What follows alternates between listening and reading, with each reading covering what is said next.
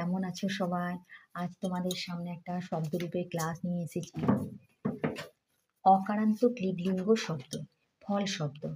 প্রথমে আমরা বিভক্তি বাঁ দিকে, ডান দিকে বচনগুলো লিখে নেব। বিভক্তি নিচে প্রথমা থেকে সপ্তমী এবং শেষে সম্বোধন লিখে নেব।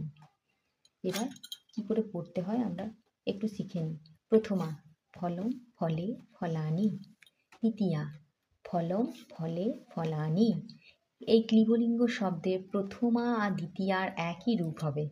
তৃতীয়া ফলেন ফলাভ্যাম ফলৈ, চতুর্থী ফলায় ফলাভ্যাম ফলেভ্যঃ, পঞ্চমী ফলাৎ ফলাভ্যাম ফলেভ্যঃ, ষষ্ঠী ফলস্য ফলয় ফলানাম, সপ্তমী ফলে ফলয়ঃ ফলেষু, সম্বোধনে ফল ফলে ফলানি। তাই সমস্ত অকারান্ত ক্লীবলিঙ্গ শব্দের রূপ এই ফল শব্দের মতোই হবে। যেমন আমি কটা উদাহরণ দিচ্ছি। অন্ন শব্দ এই ফল শব্দের মতো হবে। জল, দিন, দুঃখ, পুস্তক, নৃত্য, ধন ইত্যাদি এইসব শব্দের রূপ এই ফল শব্দের মতো হবে। যেমন অন্ন শব্দটা আমি প্রয়োগ করে দেখাই। অন্নম অন্নে অন্নানি, অন্নম অন্নে অন্নানি, অন্নেন অন্নাভ্যাম অন্নয়।